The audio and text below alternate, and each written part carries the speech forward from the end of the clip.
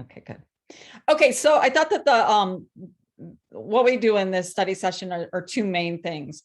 First, I want to go over the expectations for the exam. And so sort of like what I'm looking for in terms of you guys, getting a good grade on the exam.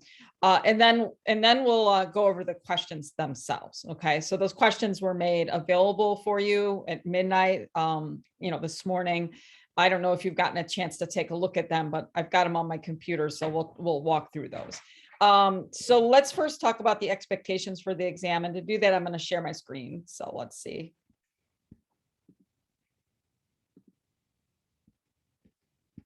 Okay.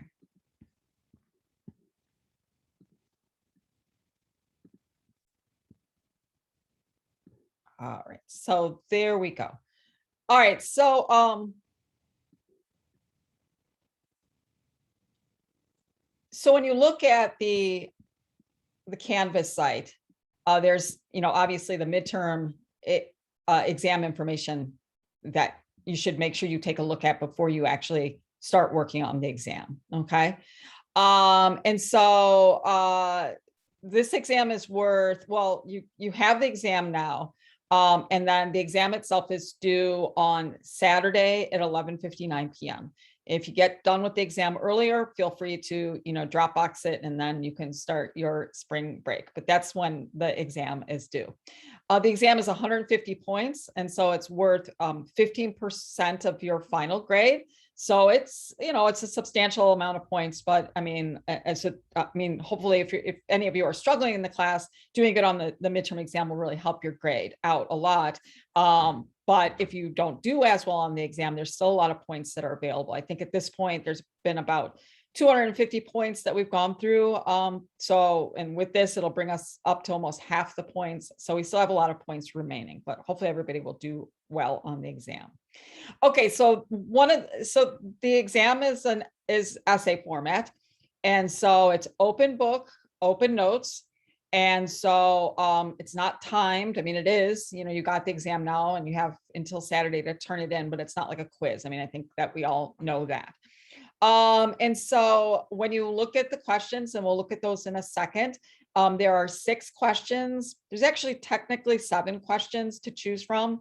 But one of the questions you can either answer, there's like 6A or 6B, and you can only answer either 6A or 6B. And that'll become more clear when we actually look at the questions. Okay.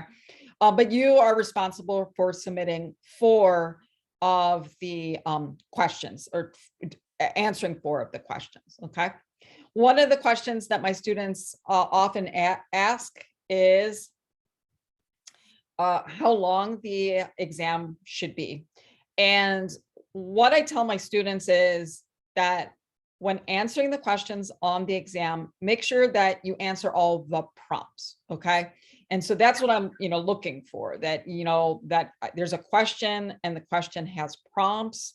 And so when you're answering the question, answer the prompts that I've given you. Don't skip over any of them. And when we look at the exam, that'll become more clear.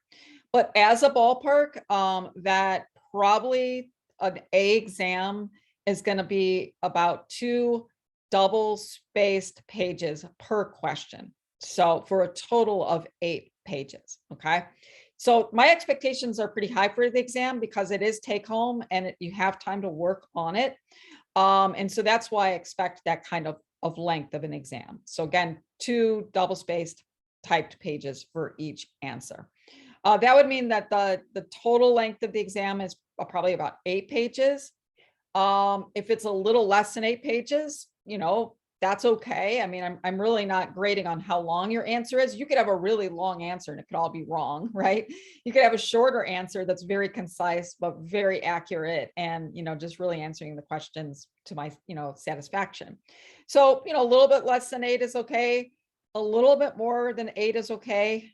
If your exam is exceeds 10 pages, go back and edit it. Okay. Because that's just too long. You don't have to include everything you know about these topics, right? So, don't feel like you have to explain everything to me. Really just sort of be focused by the questions, okay? And so that is sort of the length that I'm looking for. And then make sure you review what the best exams are doing. And so they answer each of the prompts. So I think you guys are pretty familiar with that with our discussion questions. You know, when we do discussions, everybody does a pretty good job of answering all the prompts. So just bring that same sort of skill set to answering the exam questions. The best exams will also pull on all of the course material. Okay. And so, you know, your answers shouldn't rely only on the lectures, shouldn't rely only on the textbook. But the best answers are going to use the, you know, information from the lectures, information from the textbook, information from the documentary we watched, and, you know, information from any of the articles that we've read. And so that doesn't mean for each answer, you need to have all of those things. But when you take it as a whole, when you look at the totality of the exam, I really want there to be a diversity of course materials that you're pulling upon. Okay, that's going to be the best exams. And then obviously I'd like it to be clearly written and easy to follow. So make sure you do a good proofreading before you turn it in.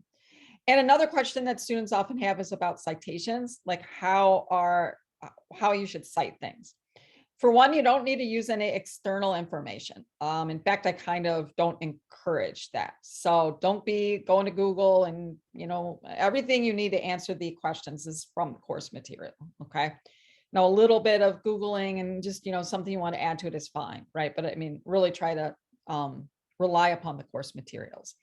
That being the case, I just have some examples there about how to cite. So if you're using something from the, you know, from our textbook, you can put Introduction to Criminal Justice and the page number. And for like, you know, if you're using a part of the lecture, you can just say like topic 5, lecture 1, or whatever lecture you're referring to. That's as good as you need to get. I do want to say though, if you're using anything verbatim, either from the lecture or from an article or from the textbook, make sure you put it in quotes. And, you know, because verbatim use that needs to be in quotes or else it's considered plagiarizing. Okay. And just don't, you know, it's fine to use quotes, but just don't use lengthy quotes because you need to sort of translate it into your own language, right? I mean, just cutting and pasting quotes from the textbook isn't really giving me the information that I need to demonstrate, to assess whether you understand the material. Okay. So that's basically the sort of the expectations that I have for the exam. So let me stop sharing my screen and then let's bring it back to the group. And I'm just going to go around and ask individually if any of you have questions about the sort of the format of the exam and my expectations. So Giselle, I'm going to start with you. Giselle, you have any questions about the format or the expectations? As of right now, I do not have any questions for you. Cool. Sabrina? No questions. Okay. Ariel? I don't have any either. Great. Sienna? Hi, Sienna. I had you last semester. Hi. No, I don't have any, thanks. Right. So, I mean, this is really similar to the, you know, the format that we did have done with the other classes you've taken with me. And Hannah, do you have any questions? No, not really. You said it's just 4 questions that we get to choose from? Yeah. Like... Yeah, there's like 6-ish and you choose 4 and it's your choice. You can choose whichever 4 that you want. And I always tell the students, my students, that go with the questions that you feel like most confident with, right? So if it's the material that you're like the most interested in, or you feel really confident, like that you've grasped the material, you know, go with that. But, you know, that's just a suggestion. You can do whatever you want. Okay. All right. Let me go back to sharing the screen and let me bring up my desktop and then we'll take an actual look at the questions themselves. All right, so let me get rid of my internet here, or my Chrome. And here are the exam questions. Have any of you had a chance? I mean, no judgment if you haven't. I mean, they just came out, you know, a little while ago, but has any of you had the chance to take a look at the questions yet? I have. I've been looking at them. Okay, Yeah. Cool. All right, so here's the exam questions. See if I can enlarge that just a tad. Okay, so it's obviously due on Saturday at 11:59 p.m. Make sure that you, when you start working on the exam, to save it to your hard drive, okay, or your desktop or whatever. A lot of time, I mean, I've had students who work on the exam and complete it and they didn't save it and they upload it and there's nothing on the upload. So make sure that you save it to your desktop, zip drive, whatever you use, and then also make sure you save. And I'm a nervous Nelly, so I'm always like cutting and pasting into another document when I'm working on a document that I really care about. So just you guys know what to do, but I just wanted to remind you of that, okay? Another thing is I want you to include the question at the start of the, before you answer, okay? That way you have the question right in front of you, and also it helps me grade, right? So I don't have to have a separate document with the questions on it. Just as a note, those don't count to your overall page count, right? So like if you've written like 8 pages of your own material and then including the questions takes you over the page limit, don't worry about it. And I mean, I'm really just sort of looking for the pages for your answers. Okay. All right. So we'll go question by question. We'll go over it. And for each question, I'll ask if you have questions. Okay. So the first, it just says, if you're not going to answer the question, just skip it and leave it blank, or just, you can delete it from the document, your choice. Okay. So the first question has to do with the formal criminal justice process. And it says, first, I want you to briefly describe the 4 stages of the criminal justice process. Okay. And so when I say 4 stages, and I'm going to use a little highlighting pen here. Okay. I mean the stages. Okay. I don't want you to do the steps. Okay.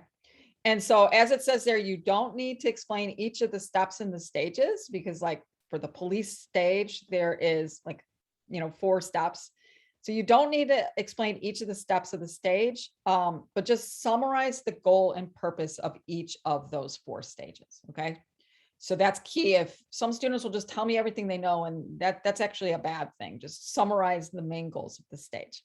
Then next, I want you to evaluate the steps associated with each of the stage. So as we know, crucial decisions are made within each step of the 4 stages of the process. So for each stage, identify one step in the stage that you believe is the most essential step for achieving the goals of that stage. And more broadly, the goals of criminal justice in the United States. So for example, there are 4 steps in the police stage. Which of these steps do you think is most essential for policing? Is it the initial contact? Is it the investigation? Your choice. And then explain to me, why is this step the most essential? And make sure to provide an argument for your choices that pulls upon the course material, what we've been learning about. Okay. And make sure to identify a step for each of the 4 stages. So one for the police stage, one for the prosecutorial stage, one for the trial stage, and then one for the corrections stage. Okay. There's no right answer. It's how you argue it. So you can pick any of the 4 stages for the police stage and make a sound argument convincing me of why that is essential to the goals of that stage and also essential to criminal justice. Okay. So that's the question. Do you guys have any questions about that question? And I won't go human by human. I'll just say, anyone have any questions about that or need clarification? Do you know what chapter that was in the book by chance? Yeah, I think that's the first chapter. It's just the first one. And Yeah. then you said police stage, something, trial, corrections. What was the middle one? The second one that you said? It's the prosecutorial stage. Okay, that's So- for some reason, when I was going through the questions and I was kind of going through the book, kind of going back to see where stuff was located, this was the only one I couldn't find for some reason. I like couldn't find them. And then when I did see something about it, there was like so much red, how they have red for highlights, that I was like, I wasn't sure what you were exactly talking about. Yeah. So now that makes more sense. Yeah, and I You know think what I that mean? there's a whole lecture on the formal steps in the criminal justice process. And then also remember that extra credit quiz we did that Okay. So it's police, prosecutors, trial, and corrections. Good question. Okay.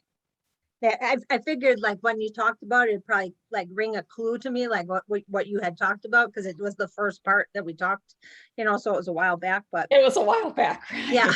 So, but I just, like I said, when I was going through the book, it was like the one thing I really couldn't, peg out where it was at. So, Yeah. okay, thank you. You're welcome. Any other questions? Okay, let's move to the next one. Okay, so this also has to do with that first chapter. So there are many steps in the formal criminal justice process, right? All those steps, the so-called assembly line. But as we know that very few of the criminally accused go through each step in the process. And in lecture, we talked about how that's referred to the criminal justice funnel. So in this question, I want you to describe the concept of the criminal justice funnel. And then I want you to explain the role that the courtroom work group and the criminal justice wedding cake play in the funneling effect, right? And so, you have this courtroom work group where the judge and the prosecutor and the defense attorney all sort of work together and they share similar values and goals. Well, how are those shared values? Like, how does that impact the funneling effect of the criminal justice system? How does that lead to people stepping out of the system? And same with the wedding cake as well. And then so you do that, but then this point here, this is that critical thinking question. Overall, do you think the funnel is beneficial or detrimental to the administration of criminal justice in the United States? Explain your answer. Okay. And so with that, I want you to, do you think that funneling is good? We have so many crimes at the top of the funnel that are committed and only half of those are reported. And then at the very end, very few are actually held accountable for those. And so again, there's no right answer for that critical thinking question. Don't throw it away because that's going to differentiate between A's and B's, or A's and everything else in this class.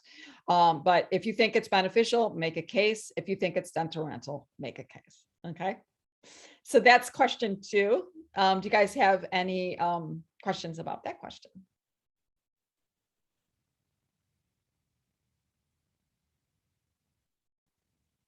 All right, hearing none, we'll move forward.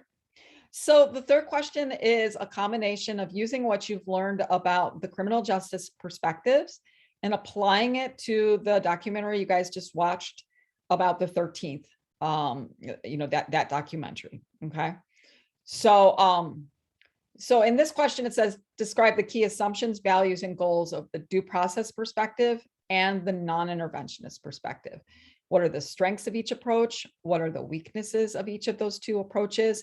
And in what way are these perspectives similar and how are they different? Okay. And I chose two that don't seem to be kind of due process and non-interventionist might seem to be sort of like, nah, hey, how are they similar? But I think there are some really good similarities that you can draw out from here. Next, I want you to relate the two perspectives to the themes explored in the documentary, The 13th. And so, briefly describe if like put your non-interventionist glasses on and then say, hey, how would a non-interventionist react to the themes that are presented in the documentary?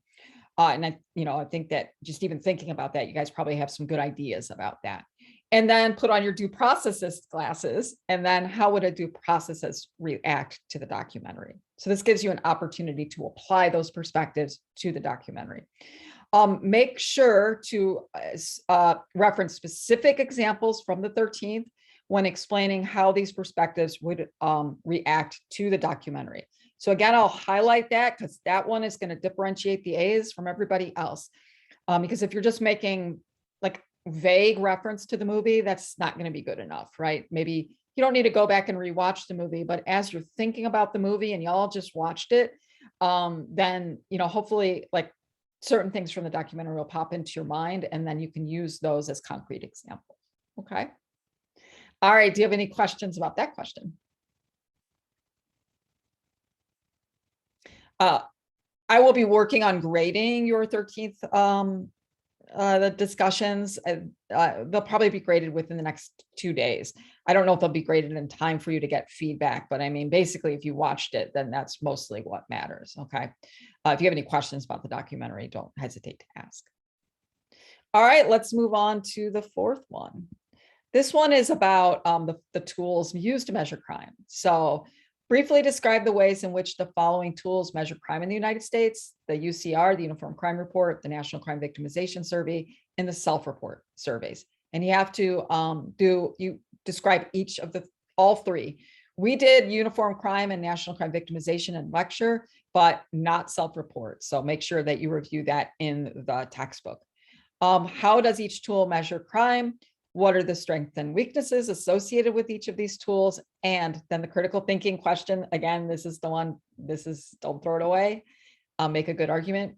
If you really could only use one of these tools, which would you use and why? Okay, there's no right answer, but make a strong case. That's a pretty straightforward question. Do you guys have any questions about that question?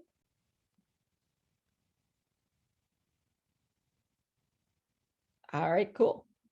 And then 5 is compare and contrast the sociological and rational choice theories of crime. For each perspective, address how these perspectives explain why people commit crime and how best to prevent or reduce crime. In what ways are these perspectives similar? How are they different? Of the two, just of those two, which do you think provides a better understanding of why people commit crimes? Again, no right answer for that last critical thinking part. And again, bring a good argument. I will give you a hint that there are 2 branches within sociological, the sociological theory. I'm not going to tell you what those are. It was in lecture, it's in the book. But make sure that you include both of those branches when you're explaining the sociological theories of crime. You don't have to go into all the sub theories with, there's 2 branches and then there's like different parts within those branches. So you don't need to go into tremendous detail there, but you do need to say sociological theory has 2 main branches and be able to describe that. Okay. And the more sort of, be specific about like how the sociological theory, thinks is what's the best way to prevent crime. Be specific, and same with rational choice, right? The rational choice theory has, the situational crime prevention as one of the methods, right, to prevent crime. So be very specific about that. Again, a pretty straightforward question. Any questions about that question? Okay. And so the last question, you get to choose one of the 2 parts. And if any, I don't know, Giselle, I know you did the, Giselle, you did the extra credit assignment, right? Yes, I did. Okay. And I think it's great. And I'm about halfway through grading those, so you can get feedback. Did any of you others do the extra credit project that was due yesterday?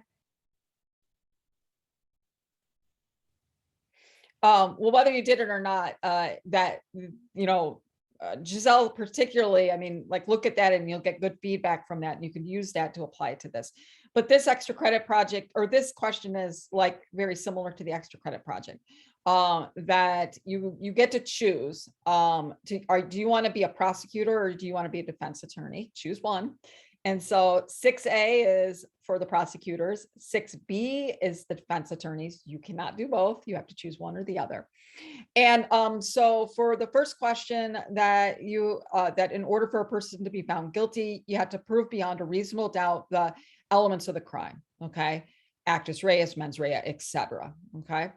And so first, identify and describe each of the elements of the crime as covered in the textbook and lecture. Next, pretend you're a prosecutor, and then using the hypothetical below, that you're going to want to prove beyond a reasonable doubt that the defendant is guilty of murder in the first degree. Okay. So that's what that extra credit assignment was. It was like, here's a hypothetical. You act as the prosecutor. You prove the elements beyond a doubt to a jury. Okay.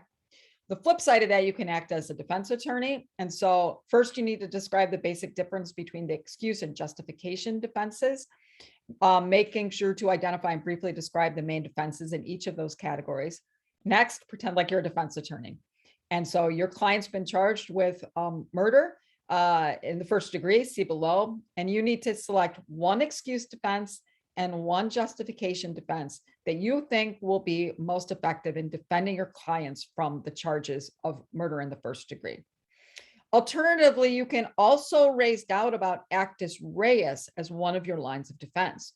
So you could choose an excuse and calling into doubt Actus Reyes, or you could choose a justification defense and call doubt about Actus Reyes, right?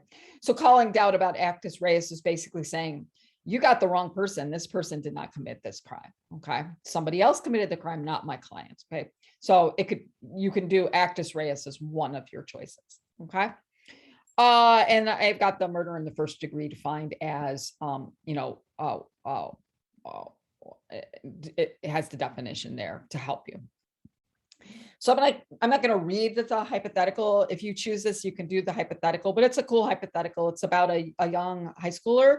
His name is Eric. He's 17 years old. His dad has multiple sclerosis, MS. His name's Joseph, and he's basically homebound and is really unable to take care of himself. And Eric, as a 17-year-old, is his primary caretaker, although he does have an aide that comes and helps as well. And Joseph is just in his declining state. He just can't take it anymore. And he keeps talking about how he wants Eric to kill him, to help him commit suicide, because he doesn't want to have to go to the human warehouse, the nursing home, right? And so and Eric, just does not want to do it, but he's really stressed out. He's young. He can't handle the pressures anymore. He just got accepted to college. He really wants to be able to go to college, right? And he's actually even talked to his friend a little bit about just how stressed out he is about his dad. And so one day his dad is found dead, and it looks like there was painkillers in his yogurt, and the yogurt was on the floor, and it looks like either he fed himself the yogurt or his caregivers, fed him the yogurt, but he died from a lethal dose of the painkillers.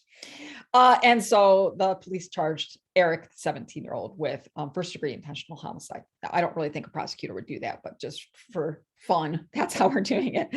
Not fun, it's a serious case. So that's that case. I mean, it's a lot of fun, and I hope it's kind of, I think, one of the funner application ones. Do you have any questions about that question?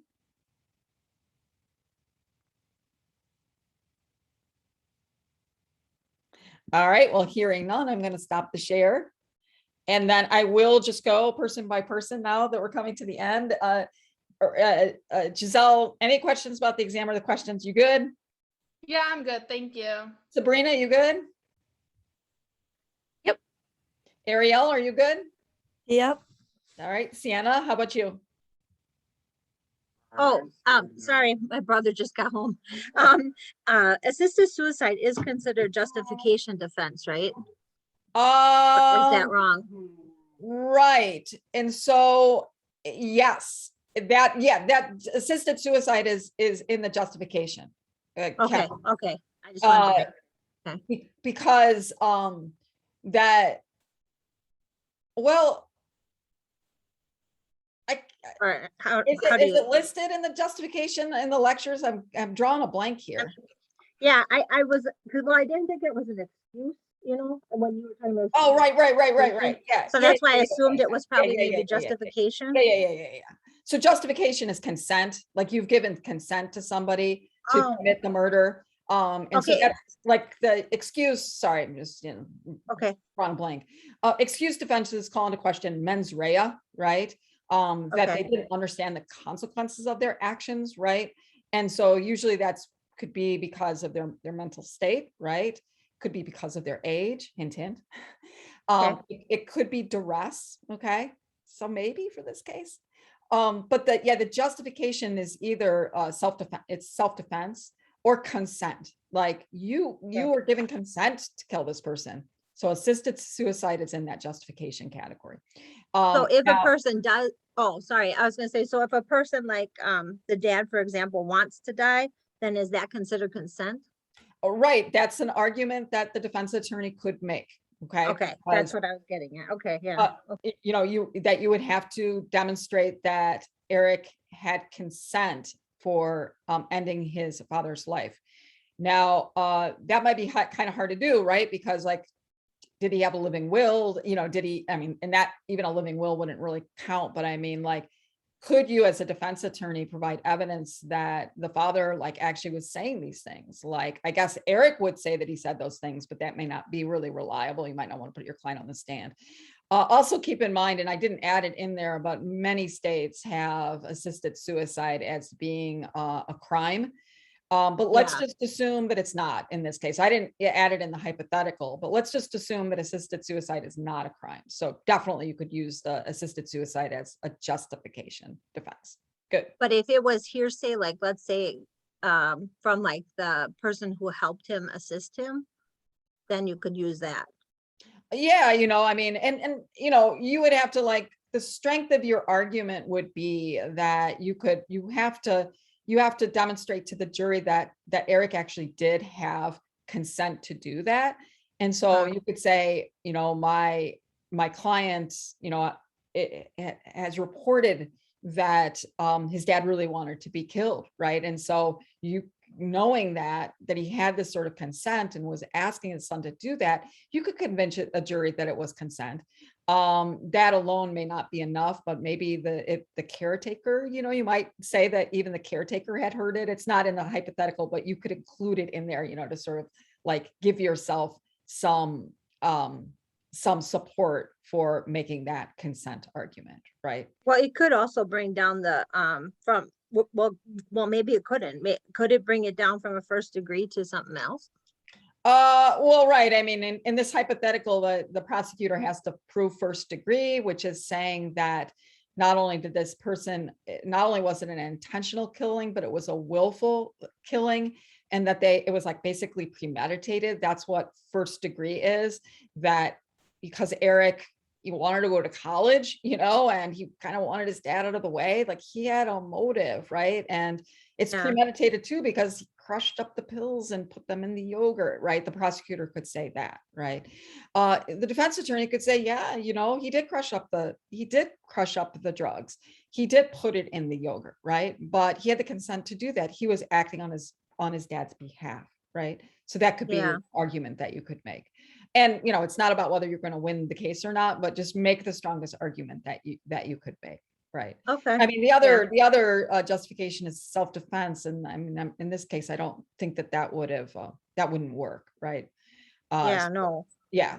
So the consent one is the defense that you're going to rely on. Okay. Yeah.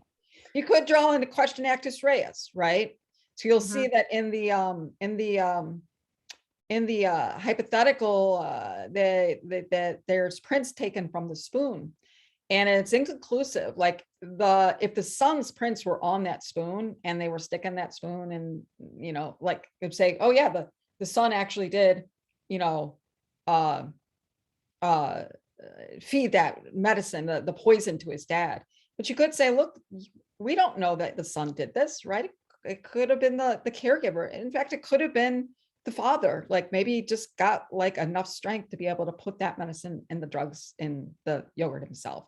And so that's what I was gonna just ask you, because I thought it had said that he was fed by Eric. Right. I think in the hypothetical it says like he's can barely feed himself or something. Yeah, barely feed himself. I kind of left that open there. It's like, it's not like he's paralyzed. Like, you know, it would be difficult for him to feed himself, but a good defense attorney could make an argument that while it was difficult, that his will to end his life was so strong that, and you know, hey, we don't know whose fingerprints was on that spoon. Well, and he could have done one of two things too. He could have maybe, Eric could have put the pills in the stuff, but then he could have gave him the spoon and he fed himself. Right. Is that still considered as, well, yeah, that's assisted. What am I talking about? That's assisted. Right, yeah. He assisted him, but yeah. And even though he killed himself. like all comes down to the ability to prove consent, right? Did the Yeah. person have consent? You know, even there you could sort of say, like, was the I mean, a good prosecutor could say, like, was Joseph really able to give consent given his physical condition?